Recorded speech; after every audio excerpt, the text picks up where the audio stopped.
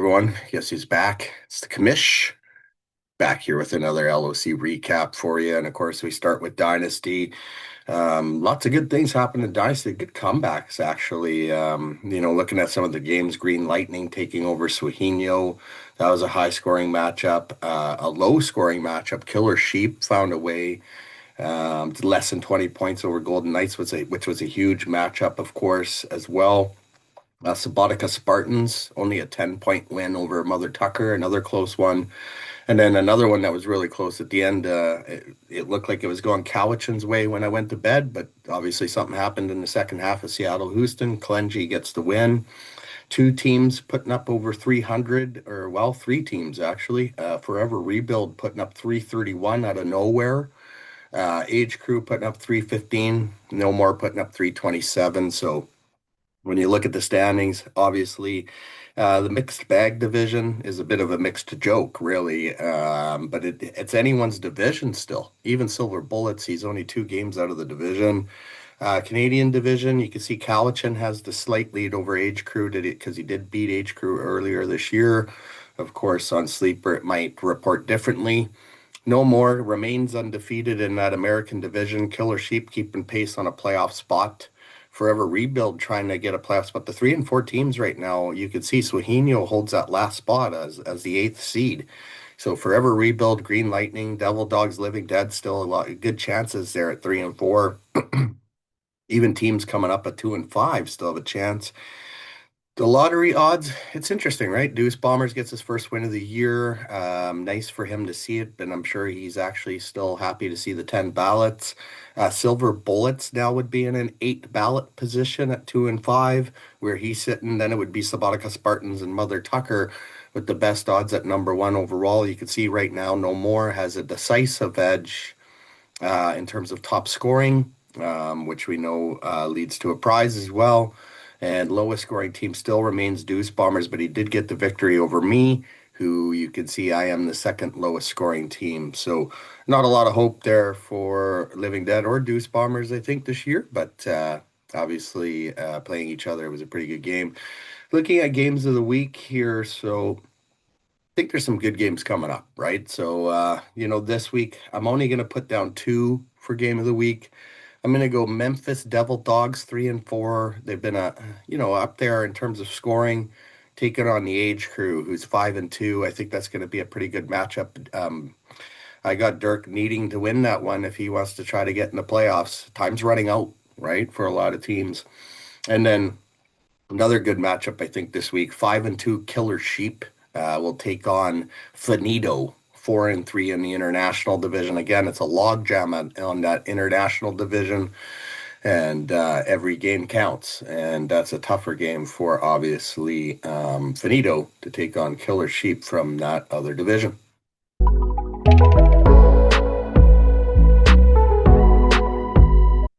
Okay, folks, next up we got Tier 3. And Tier 3, the storyline remains the same, folks. Every game that you see the international division are playing each other, they're thrillers. And this time, it's My Wife is Hotter and Black Dog that get the upper hand this week. And you can see because of it, they're both in the playoffs. And right now, Throwbacks, who's the third highest scoring team in the league, would be out of the playoffs. So tough to look at, I'm sure, for Throwbacks. Here's the other one. I went to bed. Uh, Something must happen in the second half because Bruce and New England Turncoats really turned it on Sinner Tiger and stole the win from her late. Again, another late stealing win by Bruce and New England Turncoats. And look at New England Turncoats. This is a guy that said, listen, I'm going to turn it around. I won the Hugh Jackson last year. Not happening this year. Second high scoring team in the league now. So obviously, New England Turncoats have turned it around and have to consider him a threat now. And obviously, still in the mix in that American division.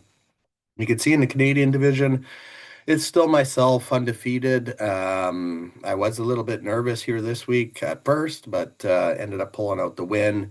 The running back strength of Gibbs and Bijan is just it's almost an unwinnable team or hard team to win against. Let's face it. I mean, and I probably never will get rid of those guys, to be honest with you, but it'd take a lot.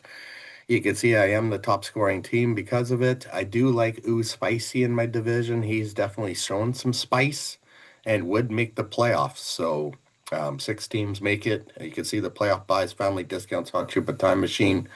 Um, they are the playoff buys. And yeah, we'll see if the other storyline would be Battle Street Bears, the first team in the LOC this year to get penalized a draft pick for not having the right players in the lineup. He was the only team really that didn't have the proper lineup in, and some out players, I mean, last minute does happen, but he had a couple of guys that were out since Wednesday and never got them replaced. So those are the kinds of ones I'm looking for. And if I see stuff like that, unfortunately, it's a violation. That's the second one for Battle Street Bears. I do think Battle Street Bears is still a good owner, and I still hope that he can commit to the league. But he just got to set the lineup. That's it. Easy expectation.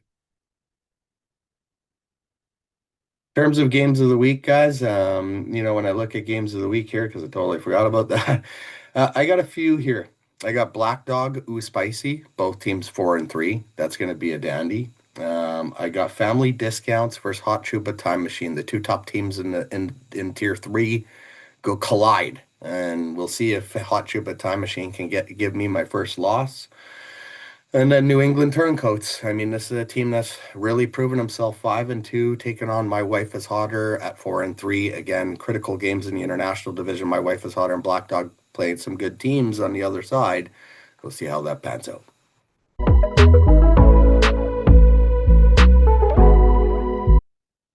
All right, folks. So now we get to tier two, and yeah, tier two. There's only one undefeated team now, and congrats to Scottish Highlanders. Now at 7-0. You like that. Just comes out of nowhere, puts up almost 310 to beat myself and Johnny Eight Balls to give me my first loss. You're going to get a loss eventually. And you like that it's come out of nowhere, really, to take over the Canadian Division Two lead. And all of a sudden, is the only team that would make the playoffs in that division. You can see Purple Unis and Sandusky Sandmen, two teams that I was high on in CDN Division 1 would make it.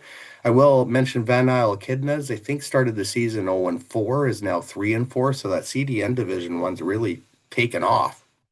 The American Division is a joke. Is Dirk just lucky that he's in a bad division? He's 5-2. The rest of the teams are just dreadful. Let's face it, 1-6 and 2-5. And then you got American Division 2. This one's starting to heat up too. I mean, not only do you have the best team in Scottish Highlanders, but you got Amber and next door neighbors 5-2, Bishop Sycamore 4-3.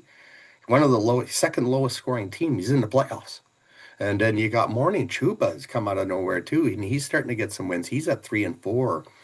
So it's really going to heat up, I think, late here in the season to see who's going to make the playoffs. You can see a top scoring team still is myself, with Unis right on my back and Scottish Highlanders still sitting at third. Biscuits and Gravy is still the lowest scoring team, along with Bishop Sycamore. Say My Name is now third lowest scoring team. And again, when I look at what the matchups would be, there's no easy wins here, except for maybe Scottish Highlanders taking on Bishop Sycamore. That's where you want to be. Bishop Sycamore's second lowest scoring team. So that would be the easiest matchup. But you look at me, I would play Sandusky Sandman, not easy.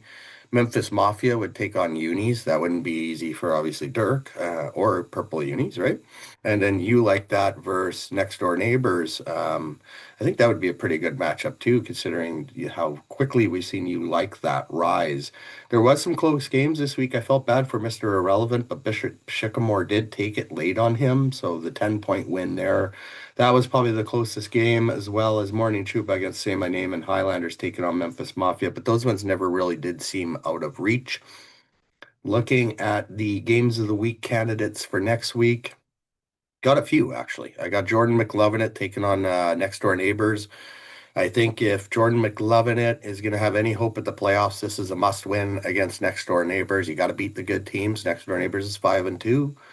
The next one is Scottish Highlanders versus You Like That. So You Like That just gave me my first loss. Can he do the same to Scottish Highlanders this week? Very well good. Could be the giant killer.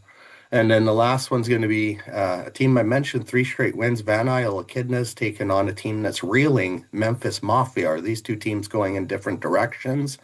We'll find out this week. And if Van Isle can beat Memphis Mafia, then we got to say Van Isle might be a team to watch out for as well. Imagine if Canadian Division One had four teams making the playoffs. That would be pretty incredible.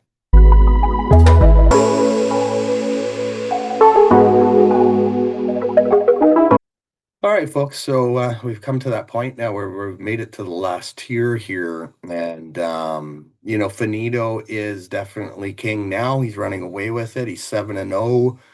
He's primed for the regular season. It was a late win over his brother, Suihino. We're talking 11-point victory. I thought Suihino was going to take it. Nope. Battle of the Brothers goes to Finn. He stays undefeated. He has a pretty nice lead in the top scoring too. About 53 points there over Beelzebubs and a new team in top scoring now, Deuce Bombers. So, of course, the storylines this year, folks, or this week, were the trades, right? So we saw a massive trade for Deuce Bombers, bringing in C-Mac, Hunter Henry, Olakun. He's sold off 4 picks. Do it. But obviously makes him an instant contender. Beelzebubs also trading for IDP help, which makes him probably an instant contender. He was already a contender. And then, of course, I made the trade for Chase Brown. We'll see where that puts me. Of course, I'm still out of the playoffs, but one of the higher scoring teams as well.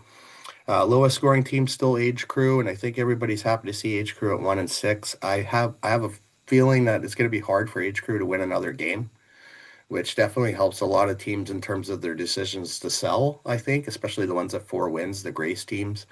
Sky Blue Army, this was a team that was near the American Division lead there for the longest time, no longer, and one of the lowest scoring teams as well as Ramrods in that division. You could see the survival watch. Age Crew is the worst team, but I think teams that do have to be concerned because they're only in a 2-win position are still Ramrods, Too Good for a Name, and Suihino. Looking at the playoff race, the American division's wide open, right? As soon as Deuce Bombers made that trade, you could see or sense some nervousness from the rest of the teams in that division. No More got the win here this week to take the division lead, but how long is that going to last with Deuce's strength? And I'm sure No More is obviously watching that. Red and White, what about a win for Fighting Geese? 2-point win over Clengy. Clengy sold.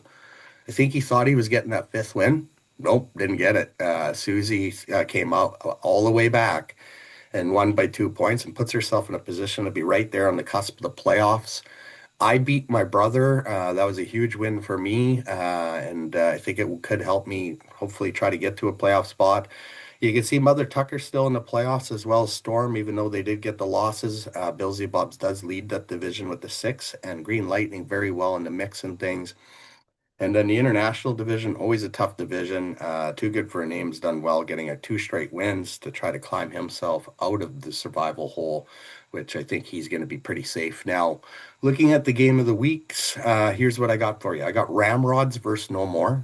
Reason I got that one is because No More, if he wants any hope of winning this division, he's got to beat Ramrods. But Ramrods in a survival game. So that's going to be a good game. I feel Suihino versus the 12th man. Suihino also in survival mode, taking on a team that's reeling 2 straight losses in the 12th man. Will it be 3 against Suihino?